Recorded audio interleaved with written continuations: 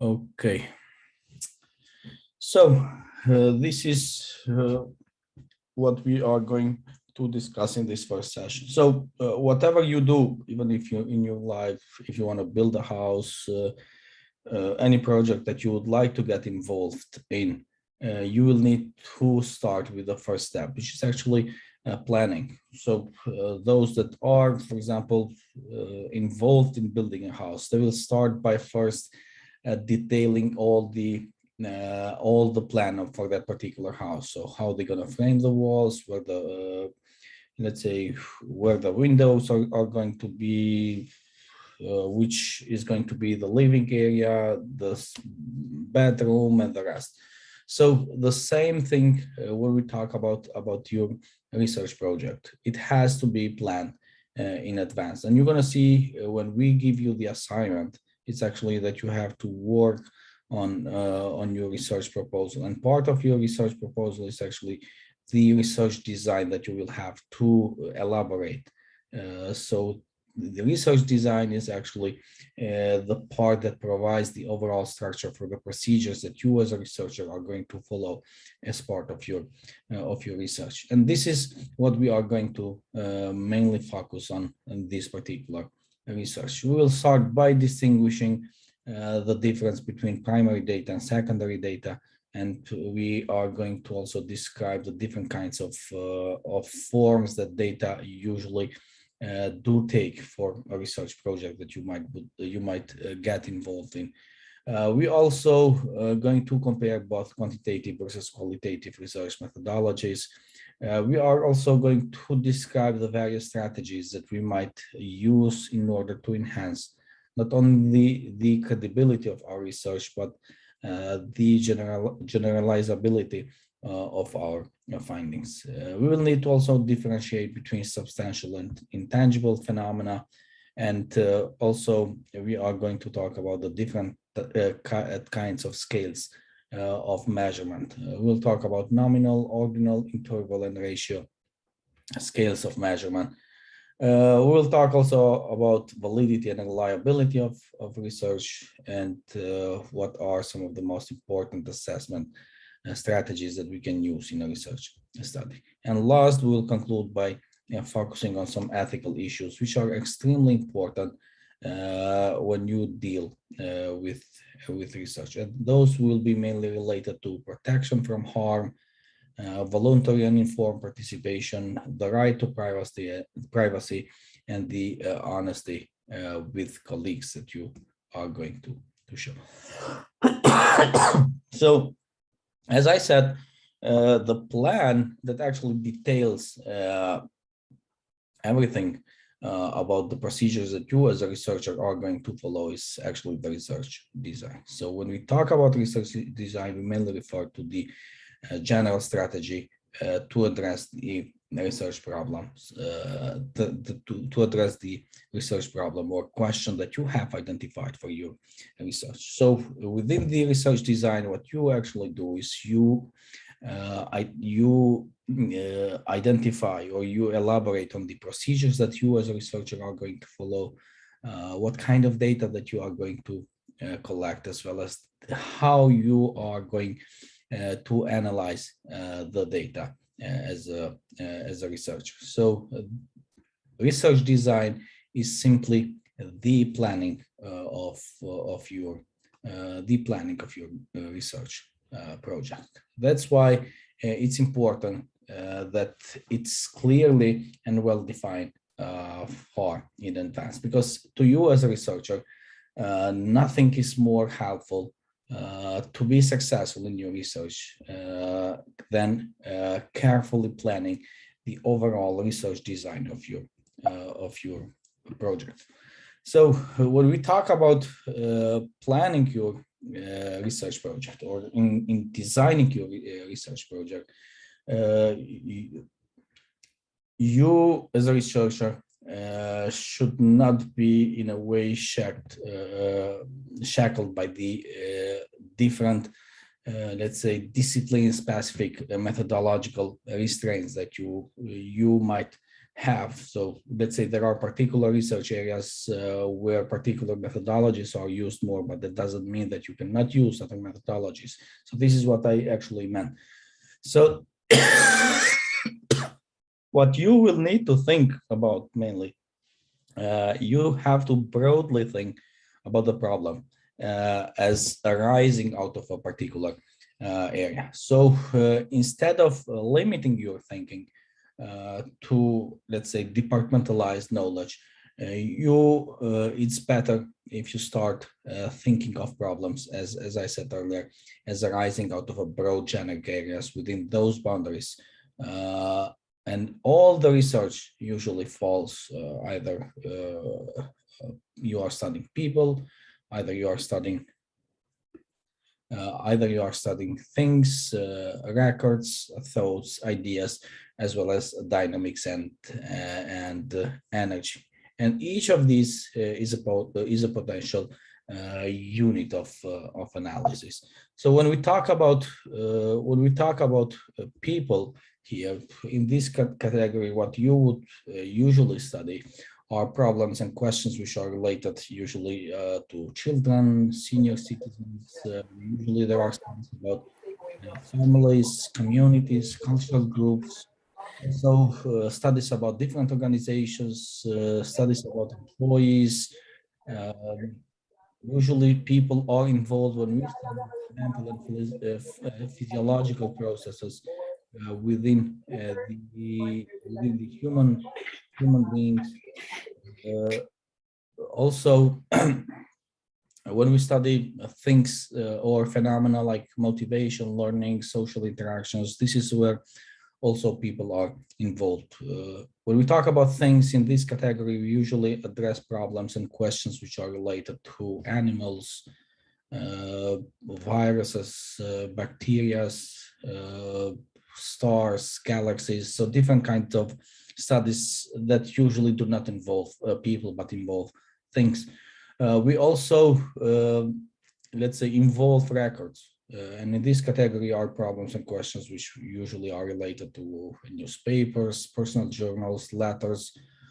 Sometimes we do also study internet websites, especially nowadays, speeches, minutes of the meetings, legal documents, and the like.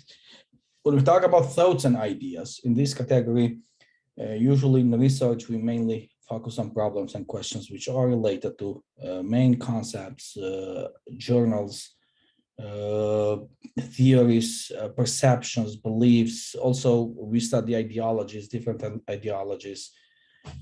And lastly, we also can study or can involve in our research dynamics and energy.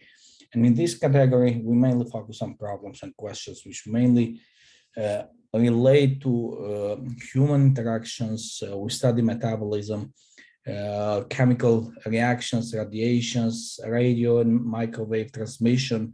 So this is what mainly research dealing with dynamics and energy have as, let's say, as part of their research problem. So this is what we mainly actually deal with when we talk about different research problems in these particular cases.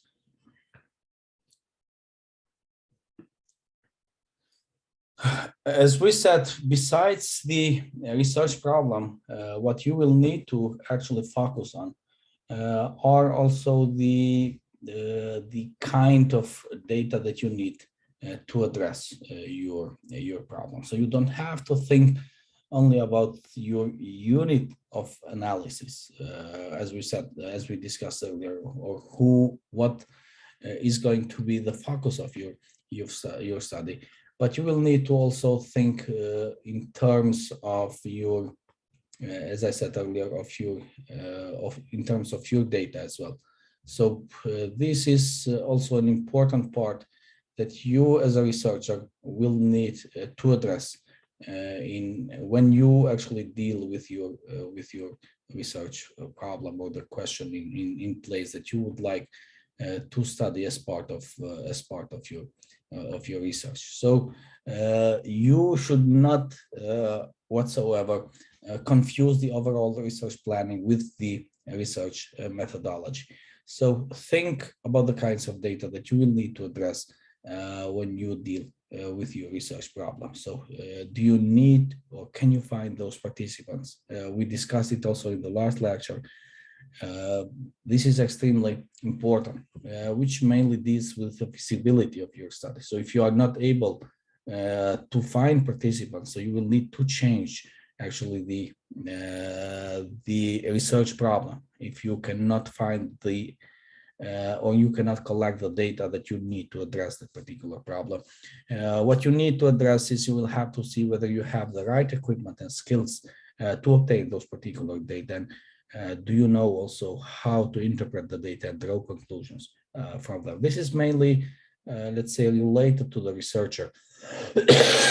So are you as a researcher well prepared to deal with that particular research, or you will need to obtain, let's say, additional skills? Let's say, for example, if the data analysis will require you to use, let's say, a data software for the analysis like SPSS. So are you able to handle SPSS, or maybe hire someone else to do that for you and you do only the analysis, but are you able to do the analysis or to read those and interpret those data? So usually this is why we have to see in advance what we actually need with regards to data analysis and how to obtain those data in the research project.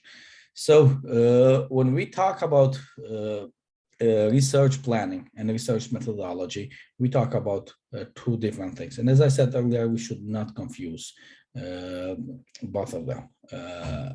The general approach to planning a research study may be, let's say, similar across different disciplines. However, when we talk about this specific methodology, it depends somewhat on the discipline, the research problem, or the question that you would like to study, as well as the kinds of data that need to be collected and analyzed. So planning, it determines the general approach to the study, and it's usually, as I said, is similar across the different disciplines compared to methodology, where we mainly refer to the techniques that we use to collect and analyze the data. And as I said, it may be specific to a particular academic discipline in these cases. So when we talk about the nature of data and the role that they play in the process of research, that's extremely important. Even the term research itself, as we are using usually, it involves actually collecting and interpreting relevant data. And usually here, when we talk about data, is plural form of the of datum, which comes from Latin word and which means to give. That's why we call them data. And data are usually those pieces of information that help form a bigger picture. And especially nowadays, we live in this the so-called big data world where data are extremely important. We saw how important the data are and how big became the issue when it was uncovered how Facebook, for example, sells our data that they obtain, for example, without letting people know that what they do in background with the data that they obtain from us human beings. That's why we as a researcher, we must always remember that the data are not the absolute reality of the truth.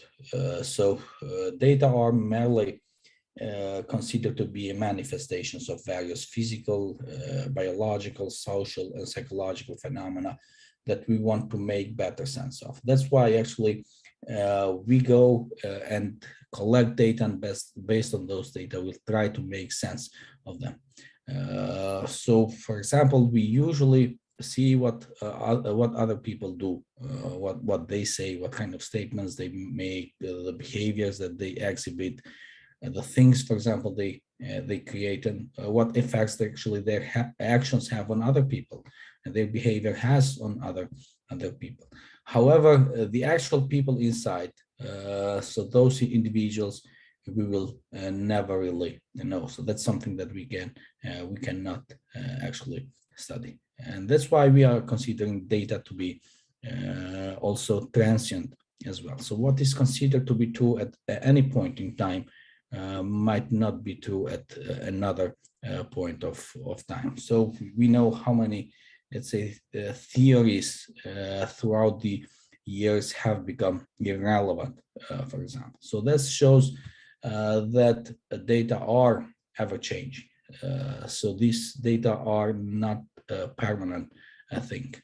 So most of them are transient. They may be accurate for only short period of time. However, later on, those let's say those findings from that particular research might be refuted in the future, let's say at some other point by another research study.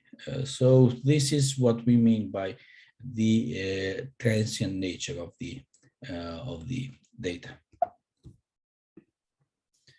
On the other side, it's important to know that we distinguish between two kinds of data that we usually talk about. We talk about primary and we talk about secondary data. So primary data are those closest to the truth or closest to the source. Secondary data are derived actually from primary data. Usually these are distorted by interpretations and communication.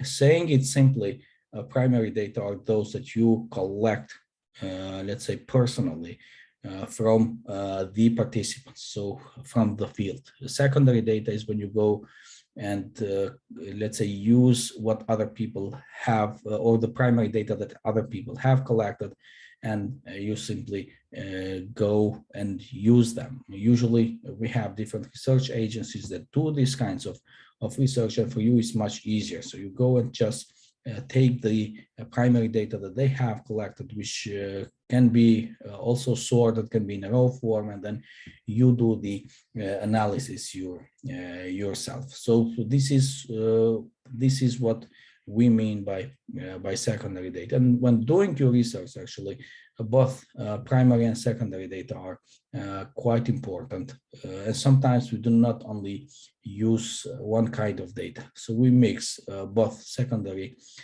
primary, as well as secondary data.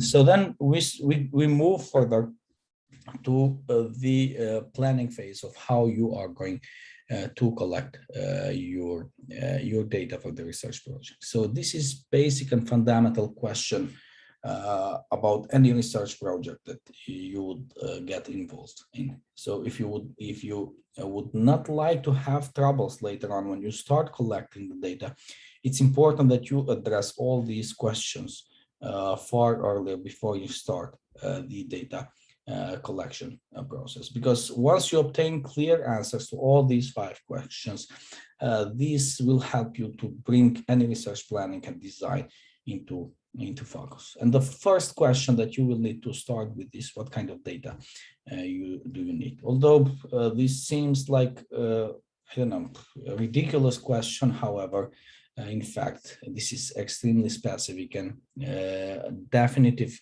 answer to it is actually fundamental to any research effort. So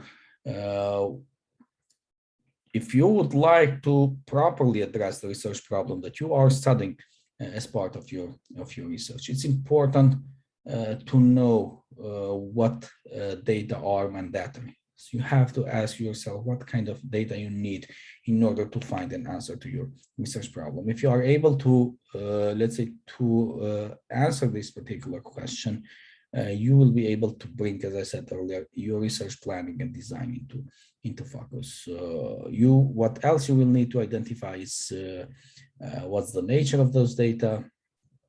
So are those historical documents, questionnaire responses, observations? What data do you need and what are their characteristics? So this is the first question that you will need to answer. The second, let's say, question that you will need to answer is where are those data that you need for your research problem located.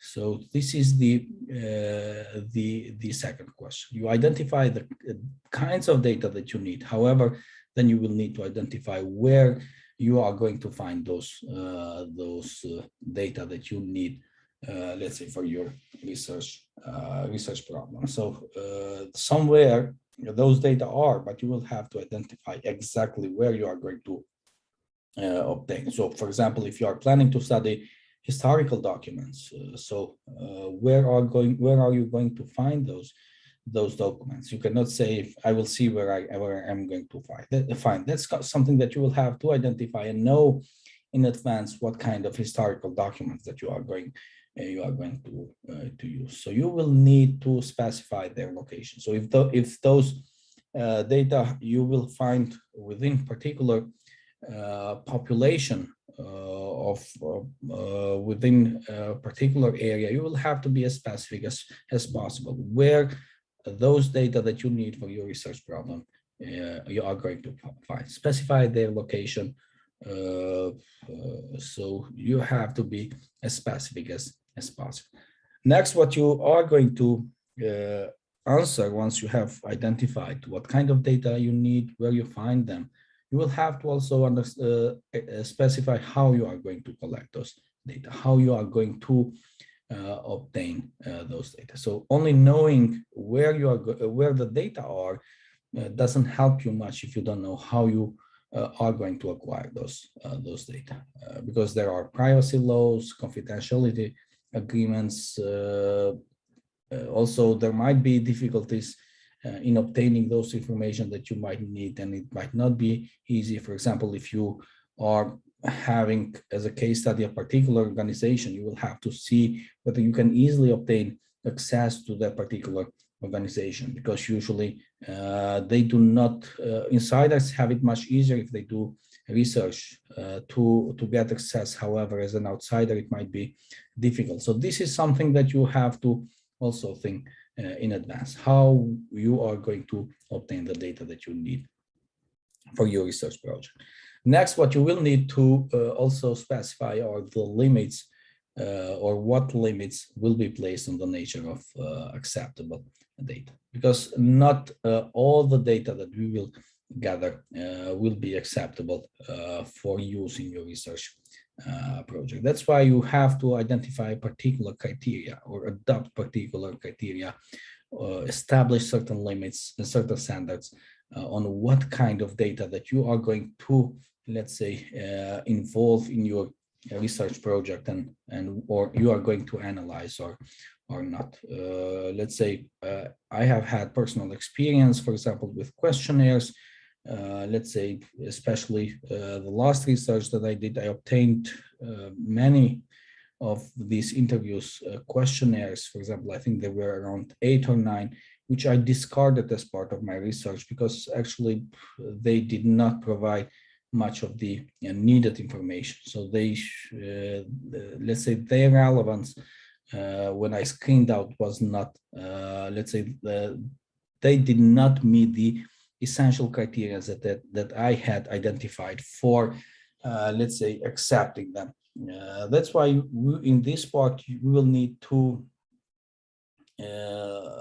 identify the particular restrictions based on which we are going to, let's say, accept particular data for our research project, and then discard particular data that do not meet these particular standards, these particular criteria that we have identified as part of our research. And the last part, actually, or the last question that we will need to answer is how will the data be interpreted? And this is actually the most important question as well, because the moment that you have overcome the first 4, let's say, obstacles in these cases, the first 4 questions, you have the data in hand. However, what you will need to also specify what you are going to do with those data. So you have the data. You will have to also precisely say what you intend to do with them in order to address your research problem. So all the data analysis methods that you are going to use, you will have to analyze actually here in advance. So you will have to also specifically specify how you are going to interpret the data. So when we talk about research, usually we have, in most of the cases, deal with different research problems and questions. And these different research problems and questions, they do require, in most of the cases, different kinds of data. And the moment that you need different kinds of data, in turn, you will need to use different, let's say, research methodology. That's why it was important to identify, as we saw earlier, what kind of data you need for your research problem, because the kinds of data that you will need will require, as we said, different research methodologies. So that's why it's important, let's say, to specify, because to some extent, the desired data that we need for our research, actually, they will dictate the method or methodology for our research, because that's what we are, what we need actually to use, or in order to obtain those data that, let's say, that we need for our research. And throughout the years, there have been different research methodologies that have emerged to accommodate the many different forms that data usually do take. And as you can see here, we have quantitative methods, qualitative methods, and the mixed methods. So quantitative methods or approaches usually do involve collecting numerical data. Qualitative methods usually do involve collecting textual or image-based data, whereas mixed methods is when we use both or combine both quantitative and qualitative methods in the same study. I have, in some of the researches that I have done, I have mainly used mixed methods in order to, let's say, better explain the findings that I first found within the quantitative method, which was the survey questionnaire that I used, and then I followed that with interviews in order to better understand the meaning that that we usually derive from that data analysis that we do, and in order to find particular discrepancies, maybe from what we see and what actually people can better explain, actually, let's say, by using different research method in these cases. So there are different kinds of mixed methods designs that are used also for, let's say, for the research. For the research projects, there are, for example, both quantitative and qualitative methods used concurrently at the same time for the research project. However, there are research designs that starts with quantitative research, and then by using the findings from the quantitative research, then it is followed with a qualitative, let's say, methodology to better understand what was found. So what was found in the quantitative study is used to, let's say, identify the questions that will be further used in the qualitative method that is going to use for that same study in this case. So these are the three main methods. And if you would like to determine the approach, these are the five main questions that you are going to let's say, to identify. So what is the purpose of your research? So if your purpose is to explain, to confirm, validate, or to test the theory, you have to go with quantitative methods. If your purpose is to describe and explain a phenomenon or issue, to explore and interpret, or to build a theory, not to test the theory, then you go with the qualitative research. You will have to also identify the nature of the process. So the nature of the process is focus, you know the variables if you have already established the guidelines, pre-planned methods, detached view, somewhat context-free as well. So that's where you go with quantitative research. If it's, let's say, the nature of the research project is more holistic, there are no unknown variables, those will be identified. Let's say there are flexible guidelines. Instead of pre-planned methods, we have emergent methods that do emerge throughout the study. Usually, if it's context-bound and personal views are involved in the process, then we need to go for qualitative research.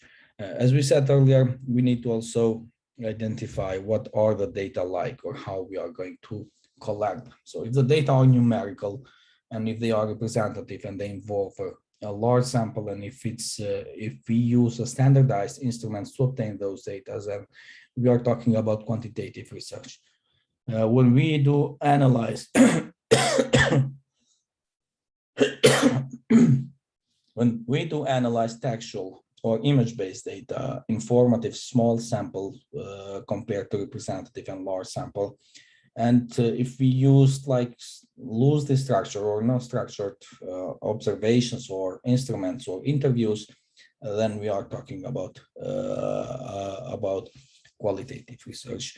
The difference also lies on how we are going to analyze the data. So the different statistical analysis that we are going to use. So if we use statistical analysis, if we stress a lot the objectivity of the research, if we are mainly involved in primarily deductive reasoning, so that's when we use quantitative research. On the other side, when we mainly deal with coding for themes and categories, which usually is involved in qualitative research, when we are mainly or primarily involved in inductive reasoning, so that's where we use qualitative research. And the last thing that we need to identify is how are the findings going to be communicated. So whether through numbers, statistics, graphs, or formal voice, or we are going to use words, narratives, or individual quotes, visual illustrations, or personal voice. So then we are going with the qualitative research. As we said, numbers, statistics, graphs, this is what we mainly use in quantitative research. There are other particular things that you will need to actually take into consideration, and in particular, what you will need to consider are some of these, let's say, guidelines that will help you in your research. So you will have to see how comfortable are you with the assumptions of the, let's say, maybe qualitative tradition, the audience that you have for your study. So who is going to read it? As we said earlier, the nature of the research questions, the extensiveness of the related literature to that particular phenomenon or issue that you would like to study. If, let's say, the depth of what you want to discover. So if you want to discover something, let's say, more in depth with a relatively small number of participants, that's when you mainly have to focus on qualitative approach, which is considered to be ideal. Also, the amount of time that you have available for conducting the study. Usually quantitative studies do take a much shorter period of time for you to accomplish compared to qualitative studies that do take much longer time, let's say, in establishing them and finishing. You will have to also think in terms of the extent to which you are willing to interact with the people in your study, also the extent to which you feel comfortable working with, let's say, without much structure. Usually in qualitative research, we tend to work with fewer specific predetermined procedures compared to quantitative, which is much more structured. Also, you will have to consider your ability to organize and draw inferences from a large body of information, and you will have to also consider your writing skills. But this does not mean that those cannot be improved, especially qualitative researchers. They must have excellent writing skills, because communicating the final findings in all research projects is crucial, and that's where you will need to have these excellent writing skills in order to communicate to your audiences what you have found in your research project. So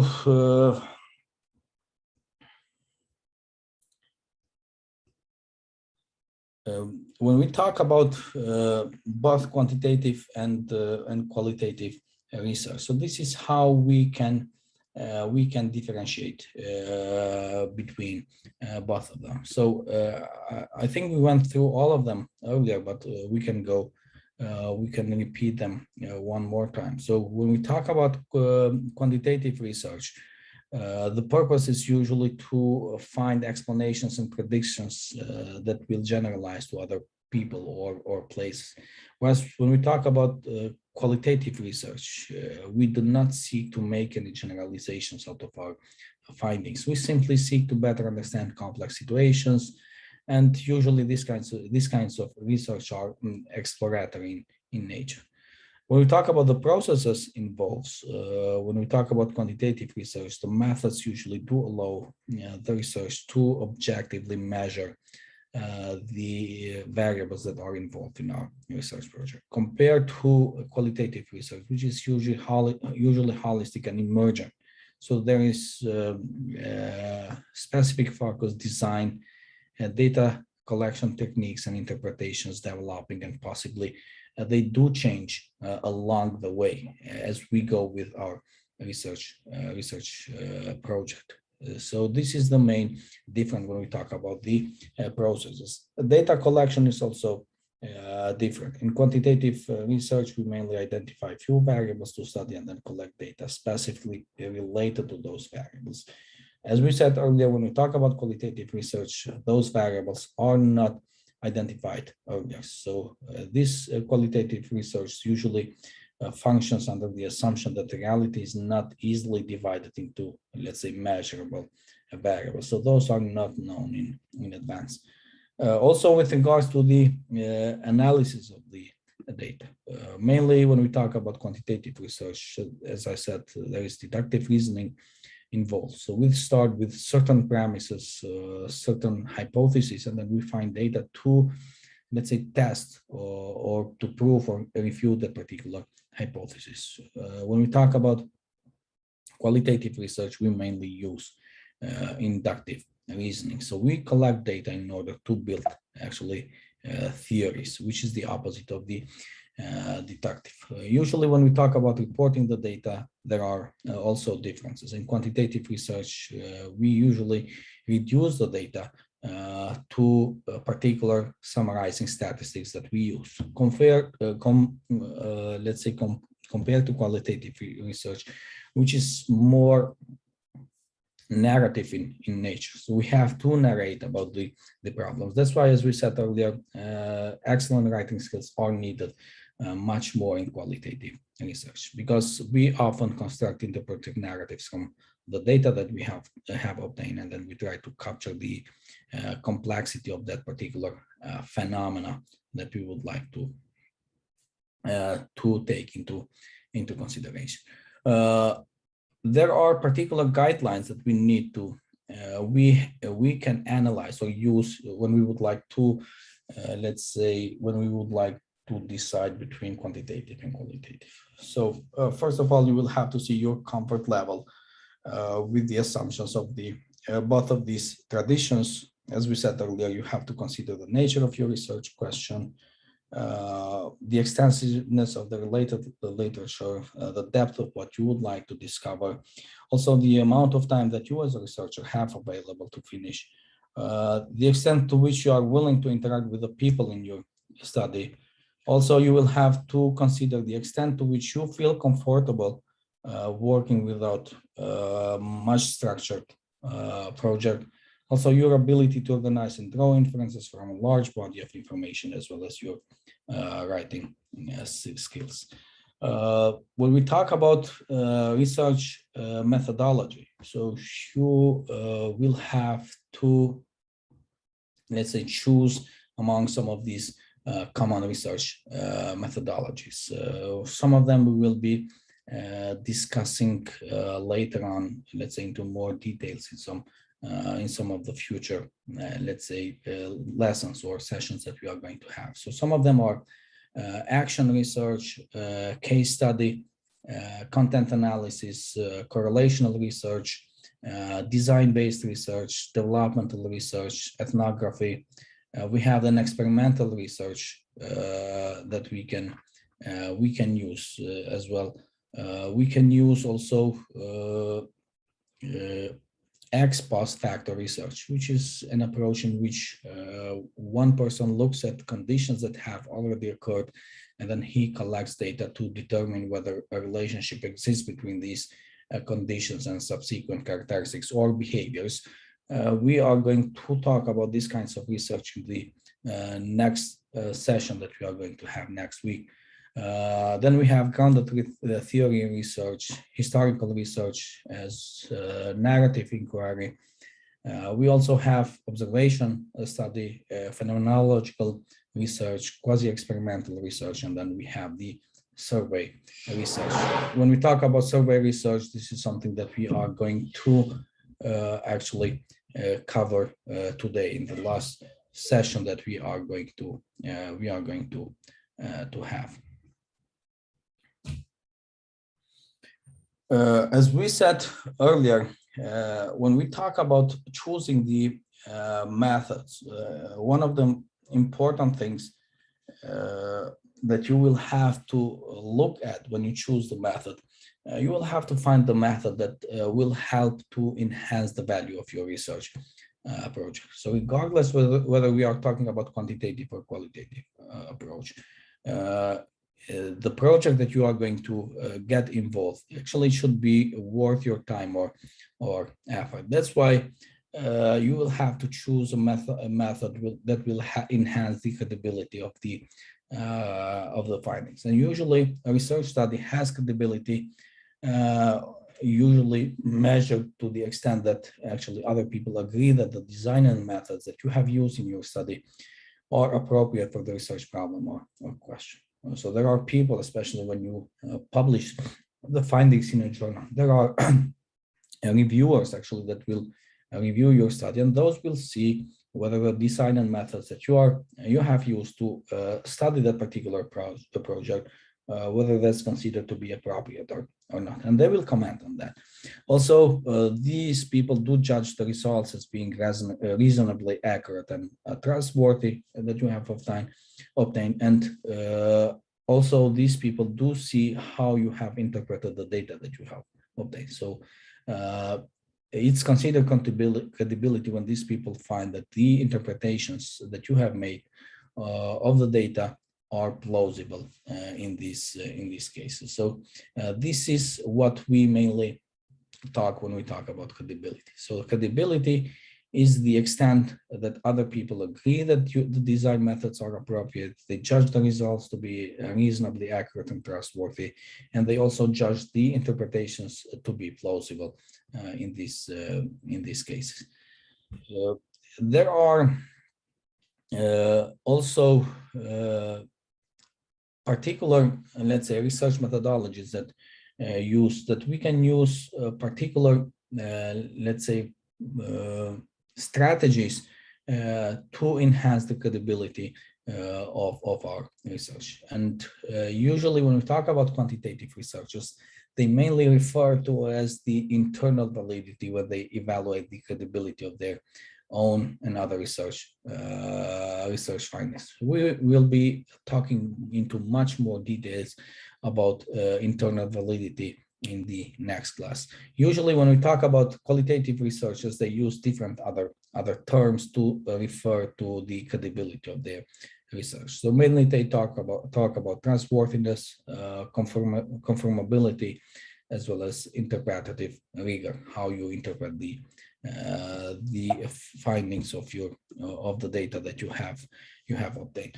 And these are some of the main strategies that you can use in order to enhance the, let's say, the credibility of your studies. First, you can use triangulation. So you use multiple sources of data are collected, and with the hope that they will all converge to support a particular hypothesis, theory, or conclusion that you have made.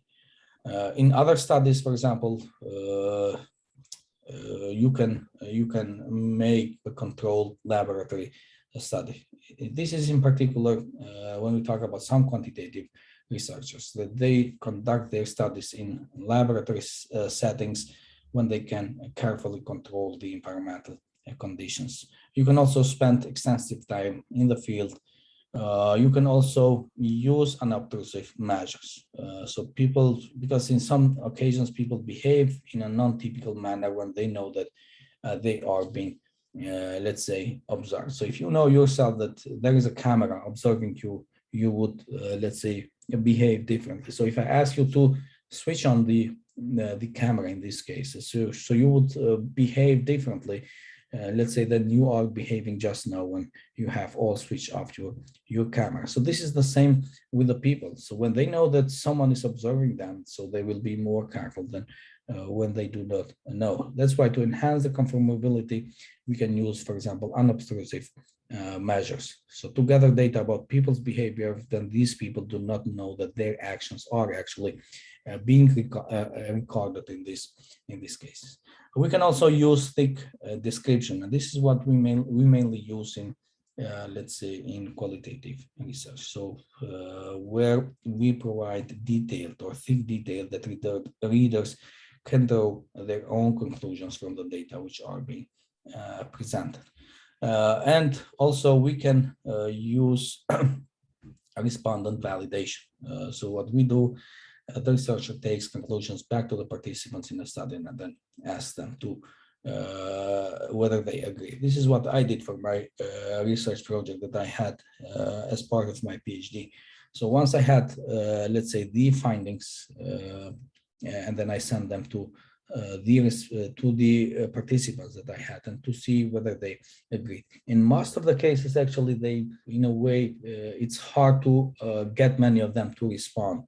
It depends on the people that you involve. So that's why in certain cases it might be difficult to, let's say, get the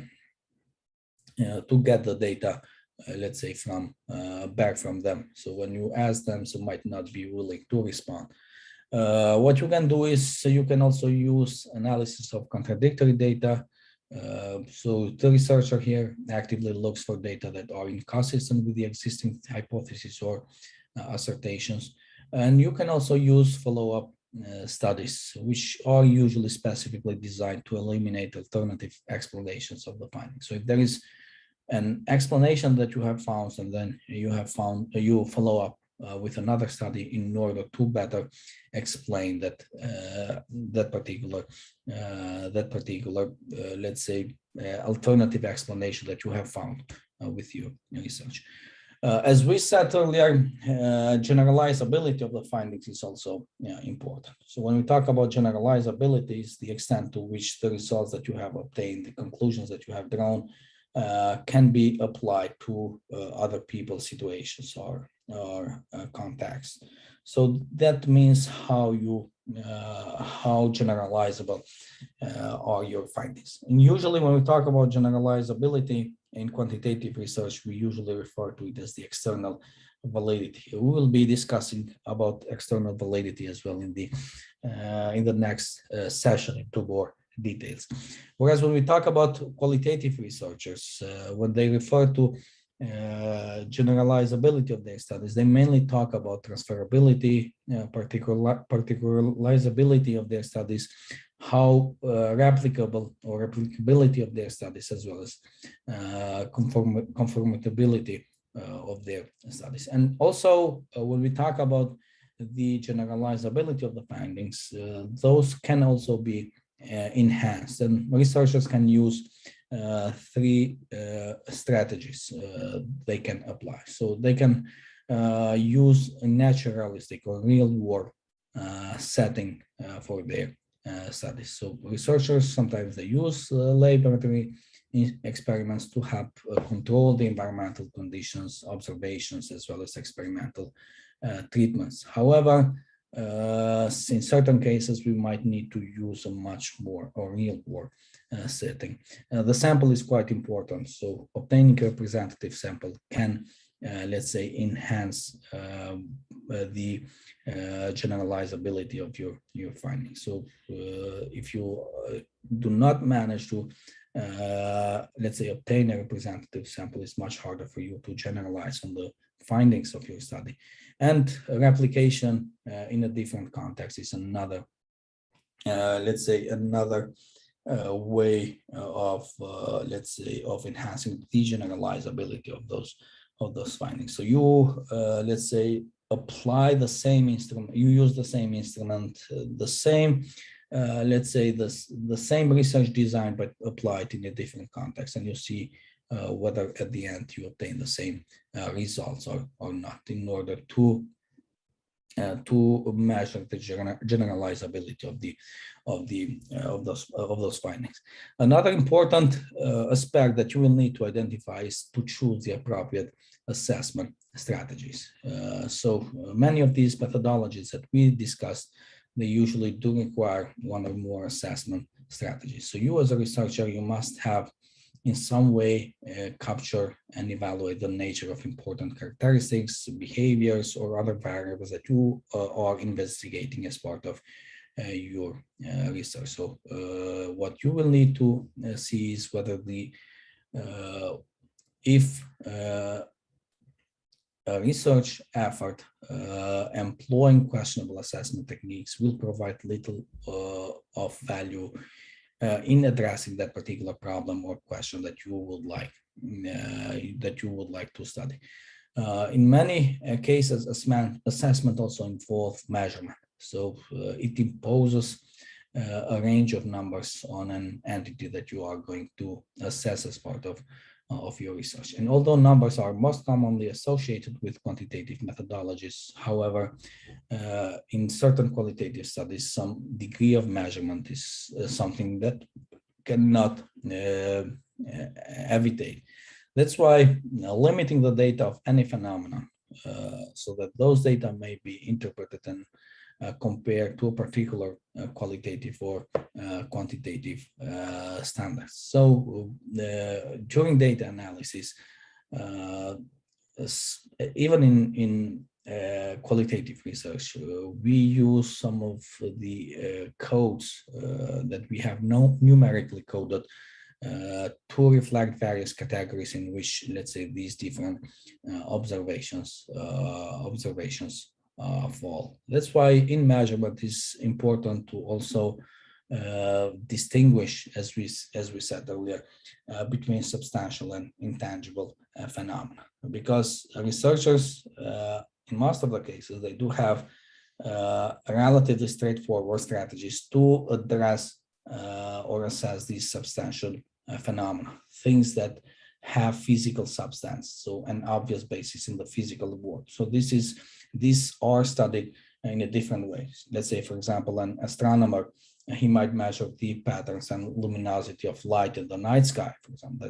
That's something, let's say, obvious in the physical world. However, there are also intangible phenomena, as we said earlier, things that exist only as concepts, as ideas, opinions, feelings. So researchers do strive to assess and possibly measure these intangible phenomena as well.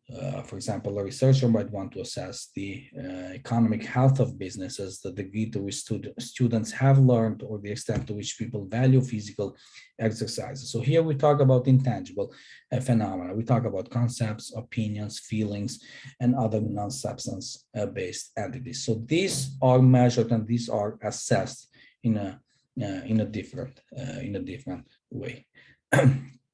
So as we can see, substantial, they have physical absence; intangible, they exist only as concepts.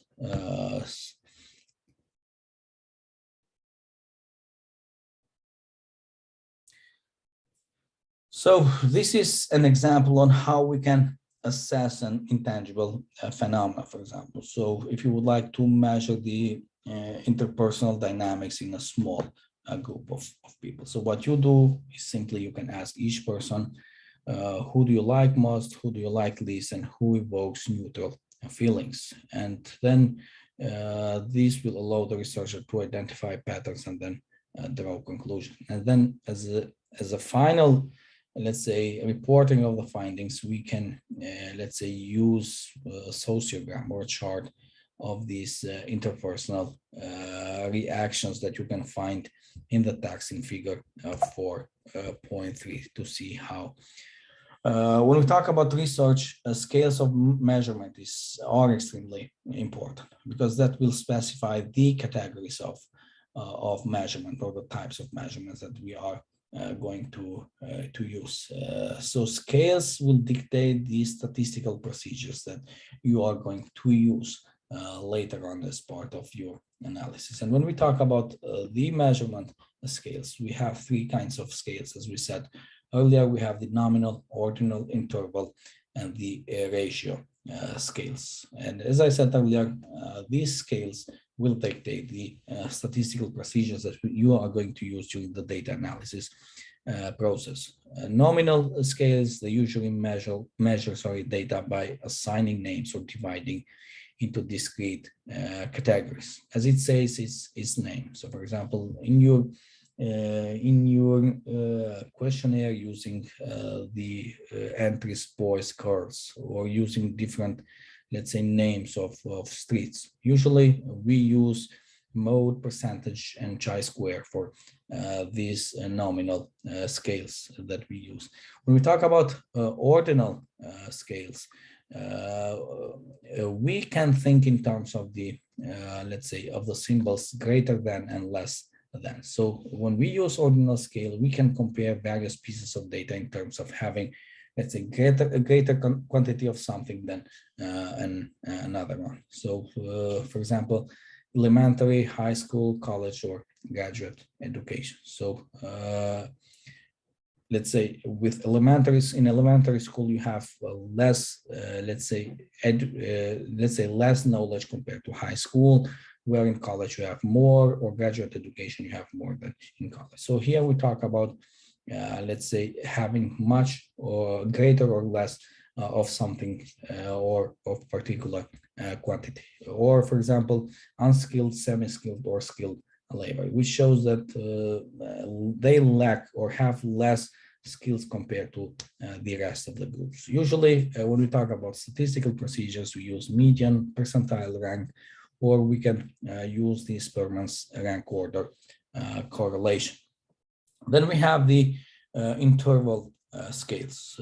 So although they seem the same like the ordinal scale, however, these interval scales, they are characterized by two main features. So first one, it has equal units of measurement, and the second one is its 0 point has been established, for example, arbitrarily.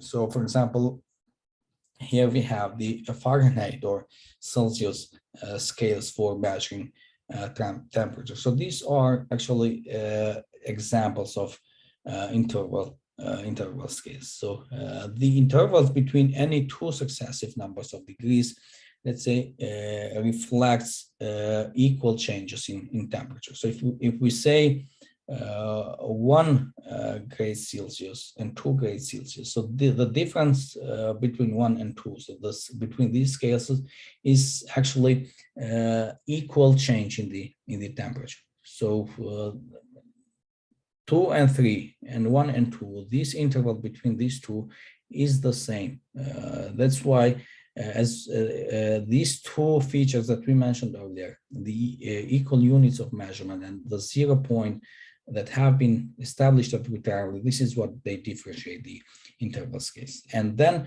the intervals between any two successive numbers of degrees. So starting from 0 to 50, 100 degrees. So the interval between consecutive numbers is the same as between 0 and 1, 1 and 2, and between, for example, 100 and 101.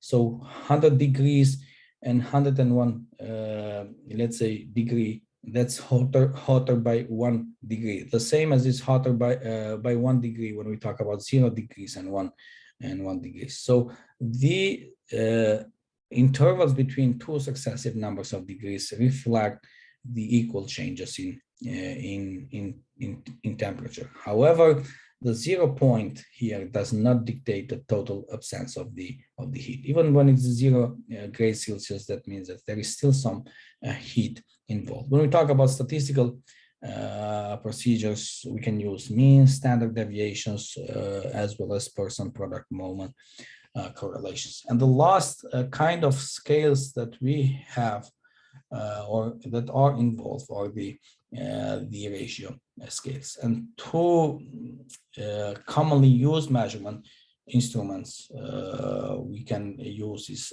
a thermometer and the tape measure.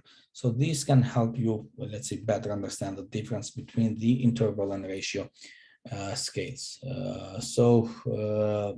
Here, compared to the interval scales, there is absolute 0 point, because there the 0 degree, for example, Celsius, that does not mean that there is no heat. That means there is some particular heat. However, when you measure the distance, for example, if you say that there is 0 distance, so 0 means 0, there is no distance. If you say 1 meter distance, that shows that there is 1 meter distance between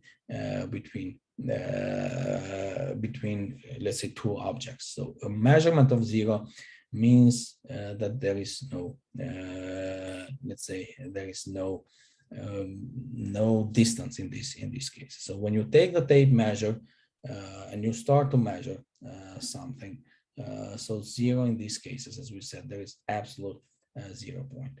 A ratio can express values in terms of multiples as well as in terms of fractional parts. So this is just, let's say, a summary and comparison between the different scales. Usually we can use nominal scales when one object is different from another one. We explained earlier male, females, for example, or girls and boys. Ordinal scale, we usually measure when one object is bigger or better or more of anything than the other one. We apply interval scales when one object is so many units or degrees or inches more than the other object that we are actually comparing in these cases.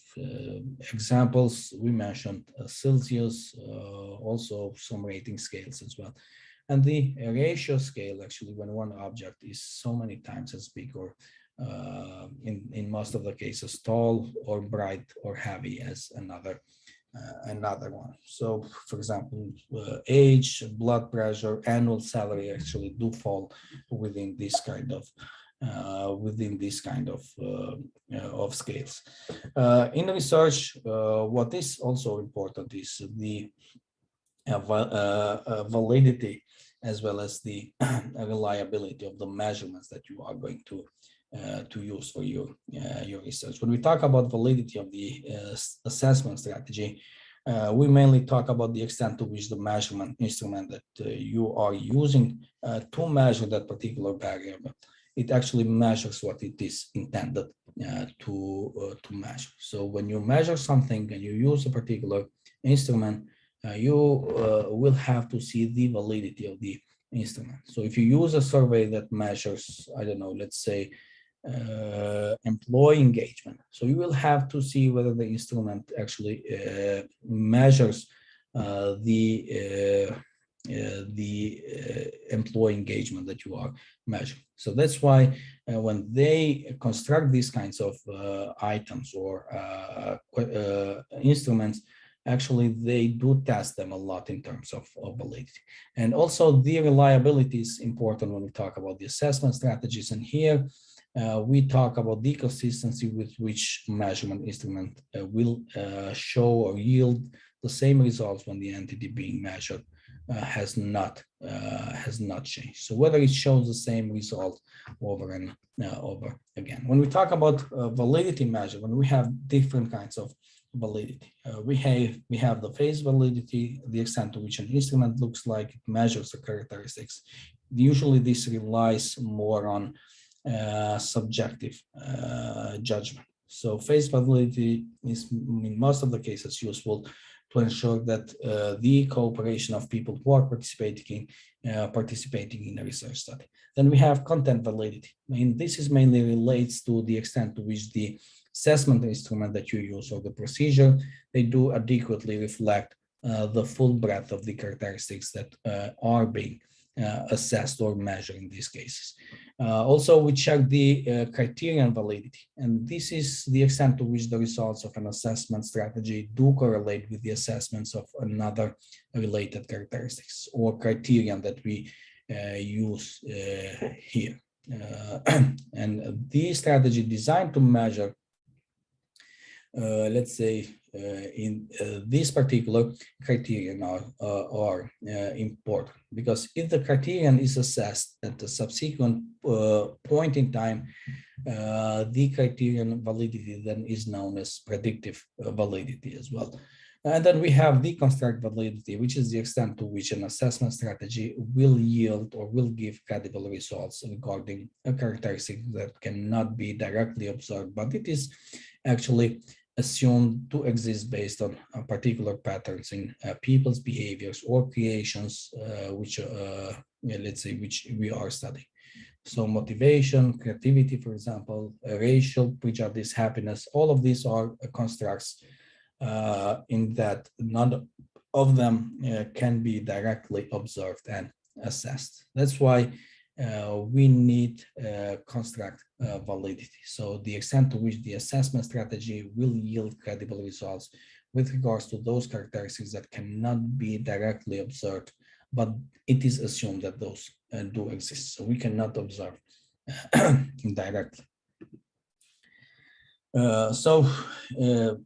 How to determine actually the validity and maybe potentially enhance the validity of the of a particular assessment strategy. What we can do first, we can use let's say table of specifications. So when you create let's say your assessment tool, you will need to take steps to be sure that it adequately represents the breadth and depth of the categories that or characteristics that you are assessing. So the researcher constructs a two-dimensional listing these specific topics and behaviors that do reflect the achievement in the domain.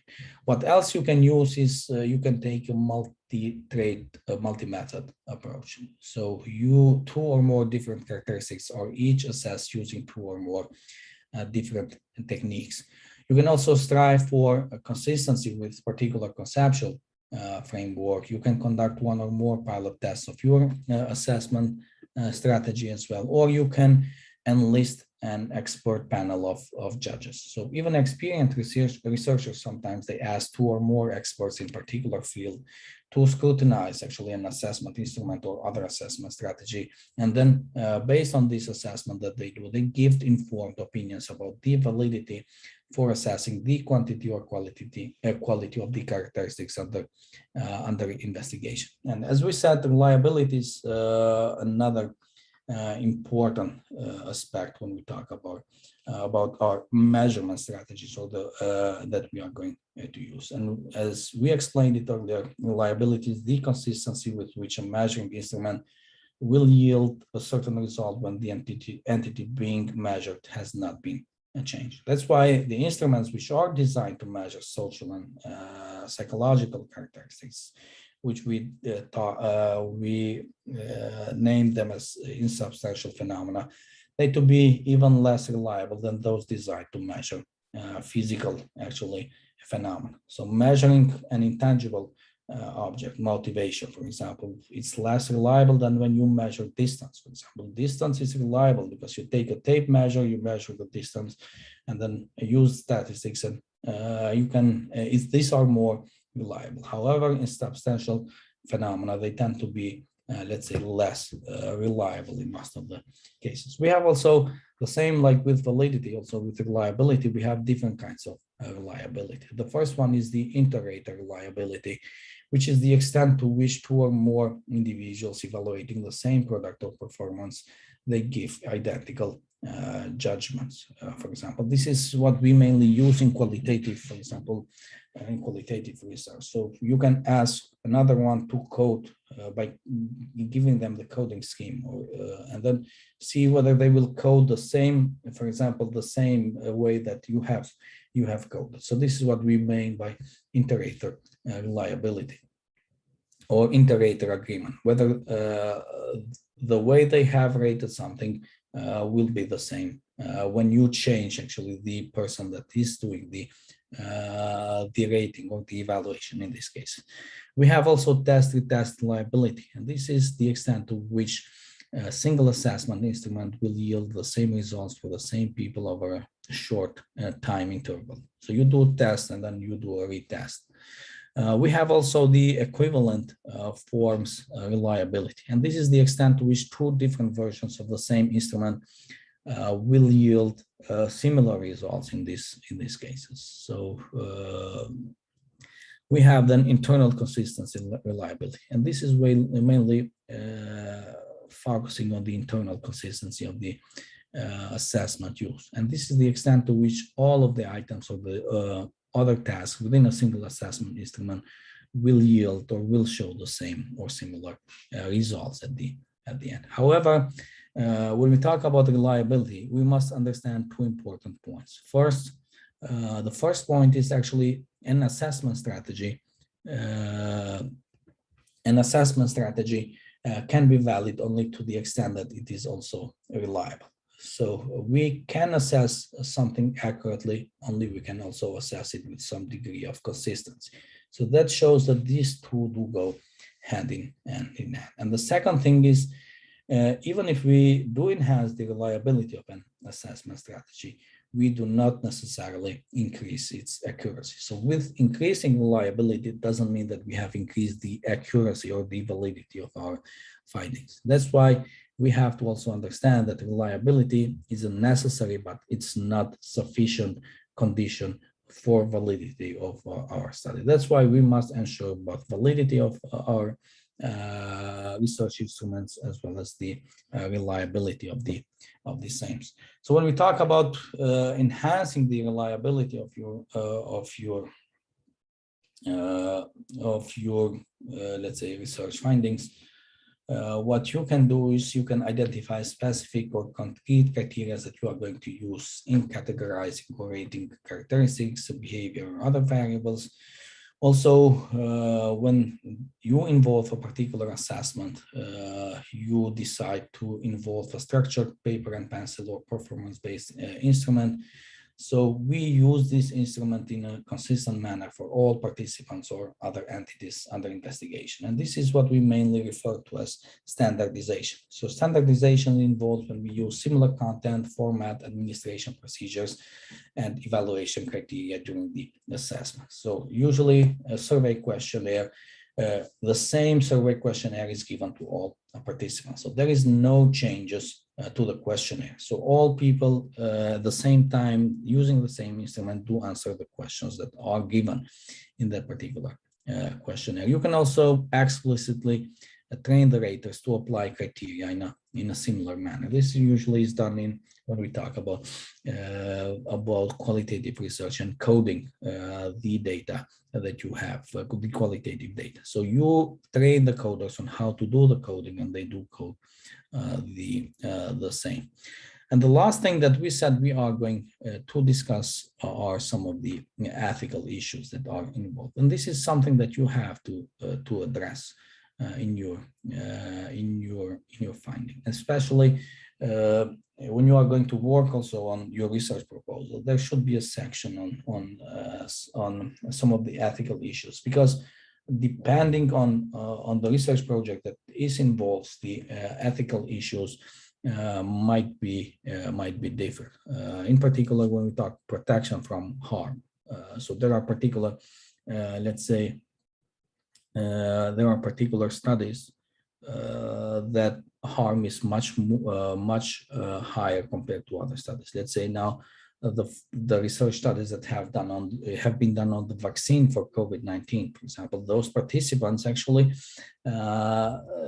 they should have been protected actually from harm, and those researchers actually should have taken this into much more consideration. That's why participants must be protected from harm, and the benefits that they get as participants, they must outweigh the risks, and participants should be actually debriefed in most of the cases when we talk about protecting them from harm. So researchers should treat all participants in a courteous and respectful manner, and they should also consider how people might gain something useful from participating in that particular study. Participation should be voluntarily and informed, especially when you send them the informed consent. There you state that actually they can voluntarily participate or withdraw, and they can voluntarily decide to answer or not to answer a particular question. So this way, individuals know what they are being asked to do. You explain this in the informed consent. They can decline not to participate without any penalty, and individuals know that they can also withdraw at any time without a penalty. I have had cases. I have started with an interview during my research. After 3-4 questions, they said, I don't want to, let's say, answer, then let's say, or let's stop here, for example, and then you can, they have this particular right, and you have to specify this when you send them the informed consent. One important aspect, and this differs from study to study, is the right to privacy. So the data and information about participants are confidential. There have been research studies, for example, that where the data privacy was extremely important, and you have to ensure that there is no identifiable data that should be shared. Let's say I have studied government officials, for example, in part of my research. So I had to make sure that when I report the data, there is no, let's say, their identity remains actually hidden. So I should not use whatever term that can in a way give hint that actually I'm talking about a particular person. So this is what when we have to in a way ensure the right to privacy actually. So identifiable data should not be shared without the written consent, and names should be coded to ensure an anonymity. So that should not give any clue of the person that you are talking about, or you have mainly involved in your finding. Researchers also should be honest when they report their findings. So data should be trustworthy, reports should be complete and accurate. So you should not, let's say, change the findings or change the report only to make sure that it supports your initial hypothesis. So you have to be honest with your report even at the end. If it supports your hypothesis, you say it supports. If it doesn't support, say it doesn't support. So you don't have to change the data. You don't have. So you have to ensure absolute honesty of your research project from the beginning until the end. And contributors should usually be credited at the end. There are particular universities, it depends, or research institutions that do review actually these studies actually before the data collection even starts. So they have review board, they do review them in terms of ethics, and then they either allow or ask to make changes. So even, for example, when you do your PhD, there is a doctoral commission that reviews your proposal. Only with their, let's say, approval, you can move on and conduct that particular studies. That's why researchers are expected to adhere to their professional code of conduct within their field. And there are different, let's say, professional organizations where you can let's say, go and read about the codes of conduct. For example, the American Association of Public Opinion Research, American Counseling Association, American Psychological Association, they all have their professional code of ethics. If you would like to know more, you can go and visit the pages, and then you are going to see how they have identified the code of conduct that their, let's say, members to these professional bodies or professional organizations should behave when we talk about research. So that was all with regards to this particular topic. In case there are questions, please feel free to ask.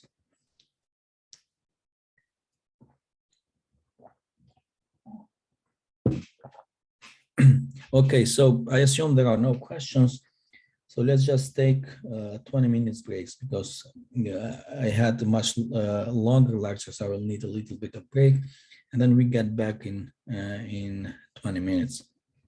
Then we'll, meanwhile, if you have any question or anything, please feel free to ask when we are back.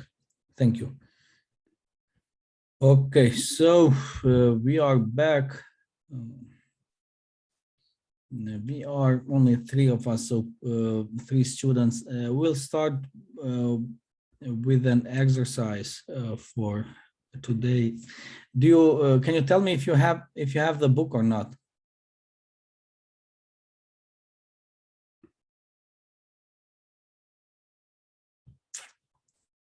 Hello. No, we don't. I don't have. You don't have the book. Okay. I don't have the book also, Professor. Okay. So let me then. I have the book. Let me open. So can you see the screen? I'm sure you can see the screen. Yes, yes. Okay. So just a second. So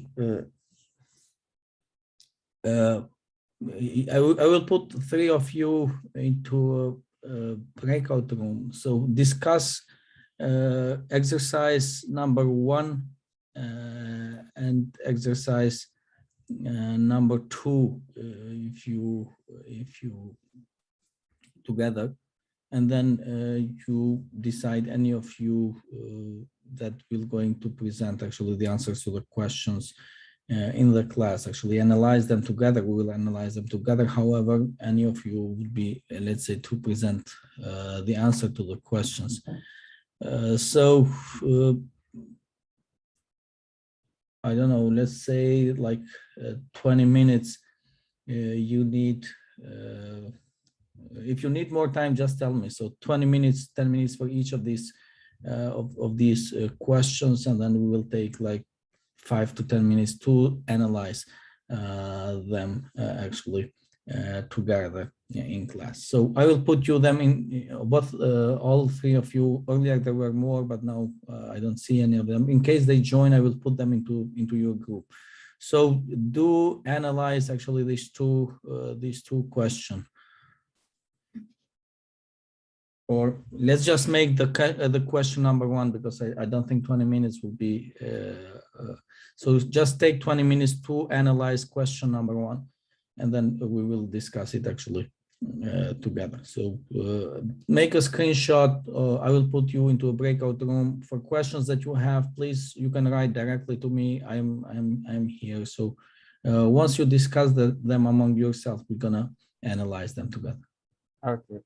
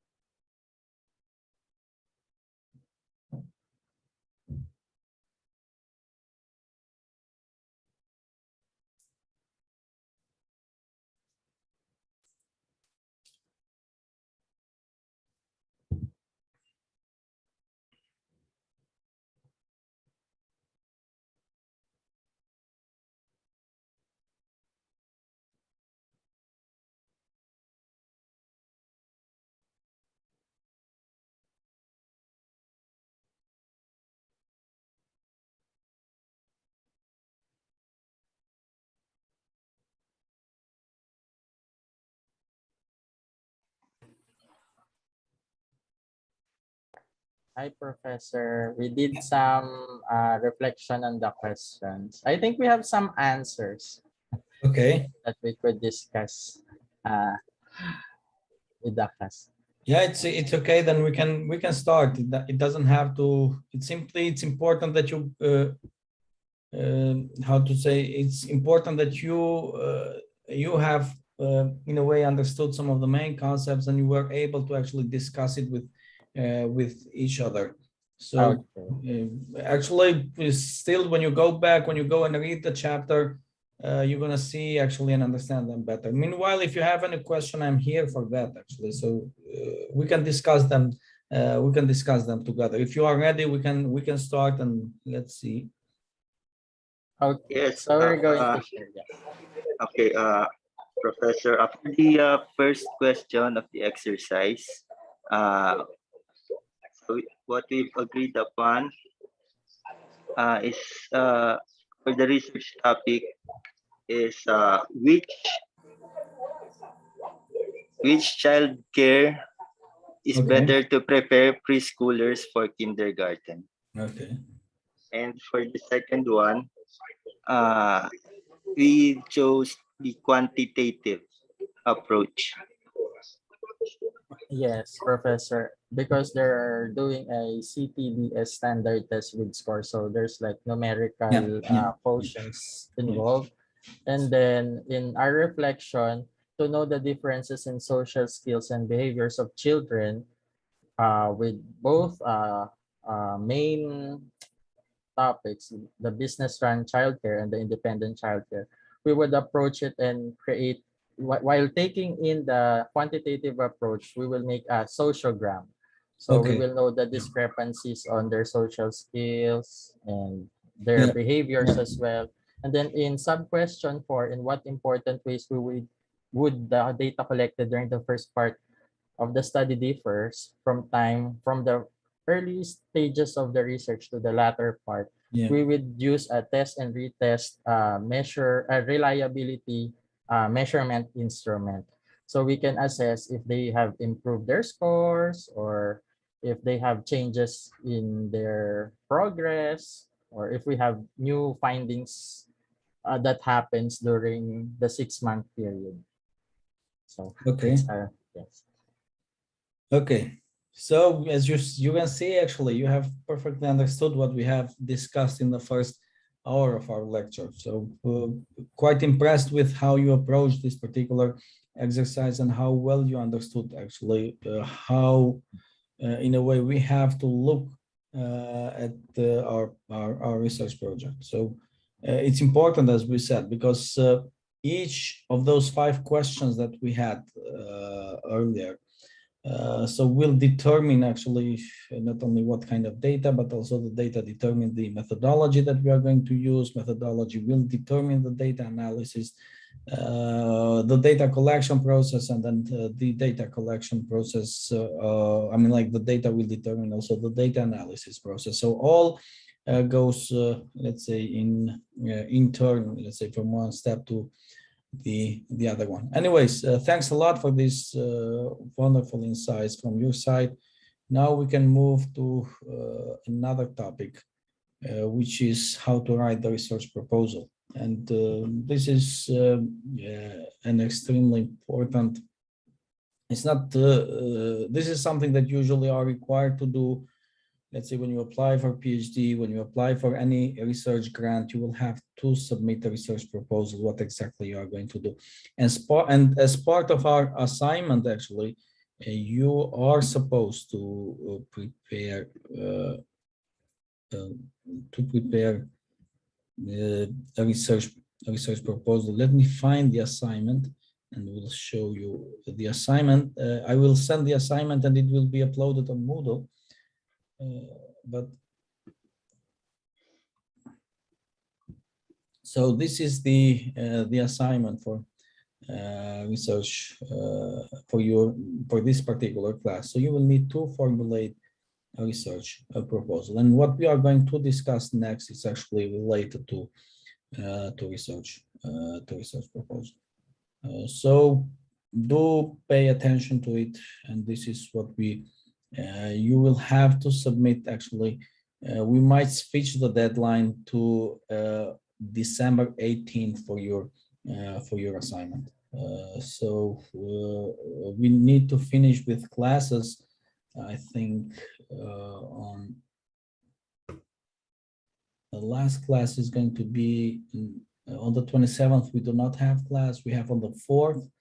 So 4th of December is going to be the last class. So after the last class, you have 2 more weeks. And from this week, because tomorrow, Monday, I'm going to submit the assignment to the registrar's office. They will upload on Moodle, so that let's say you have a month or more than a month to work on this research proposal, which according to me is plenty of time for you to accomplish, actually, to accomplish that. Meanwhile, if you have any question, even after we are done with the class, you can contact me via Facebook or any other means that you find it suitable to you to contact, actually, to contact with me.